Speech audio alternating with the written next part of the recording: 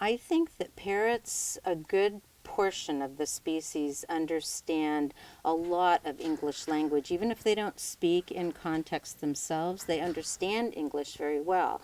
And it's not unusual for them to use language appropriately in context. When I'm getting ready to leave in the morning, they'll be saying, "Bye-bye, gotta go to work, see you later."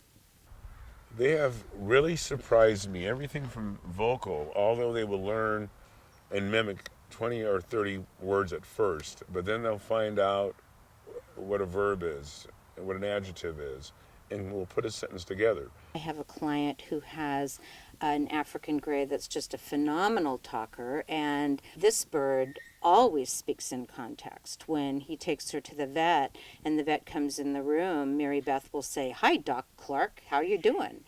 And he called me the other night. He had yet one more story about her, and it was about going to bed. They have a nighttime ritual where they put her in her cage and they cover her up. And as his wife was covering her up, Mary Beth said, "You better hurry. I'm really tired."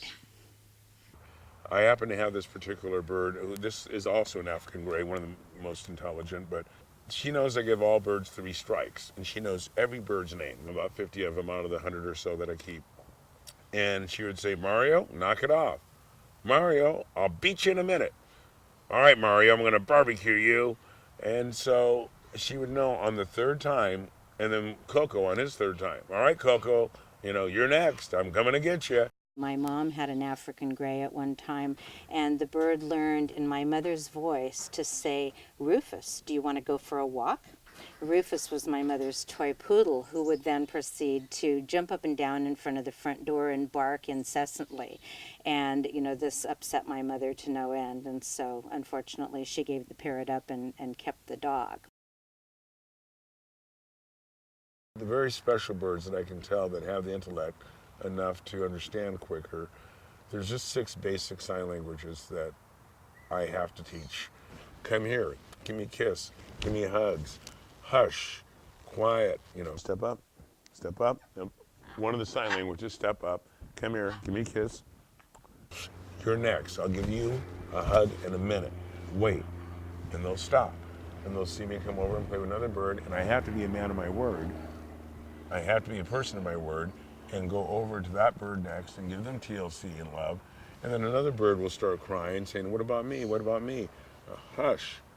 I'll see you next. Wait, I'll give you loves next. 1 minute. And they'll sit there, and they just about know what 1 to 2 minutes are.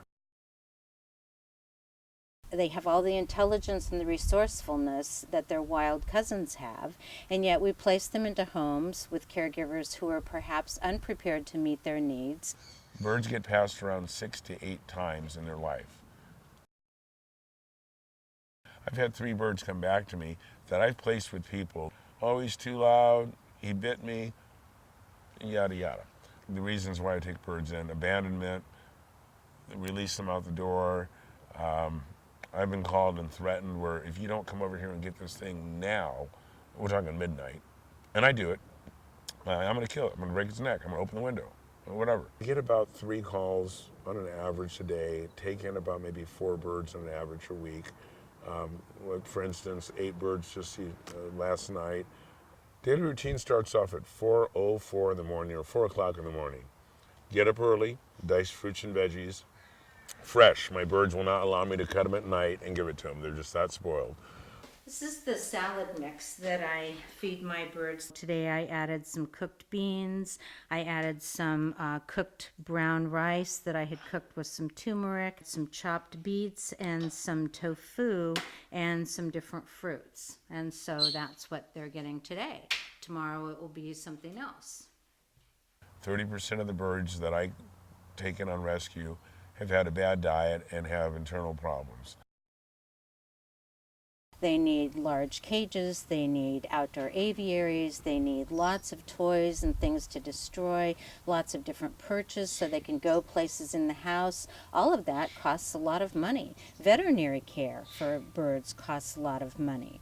And it's a lot of work too. Parrots are incredibly messy creatures, so you are constantly cleaning, as well as making toys and making sure that they have new projects to destroy every day, making sure that you get them into the shower. So it's a full-time job, really. You're not going to have much of a social life. You must have patience. You must also sacrifice. Get ready to sacrifice a lot of things in your life. They often don't get their needs met. And it's just really a tribute to their intelligence and adaptability that they are able to live happily with us, because I don't think they are particularly well suited to our living rooms. I have the opportunity to forge a relationship with an undomesticated, wildish creature that's based on trust rather than on force or, some sort of domination. And so with my birds flighted, I can teach them to fly to my hand. So I can call my African gray Marco. I'll say, Marco, fly here. She flies to my hand. And I'm well aware of the fact that she could do anything else she wanted to.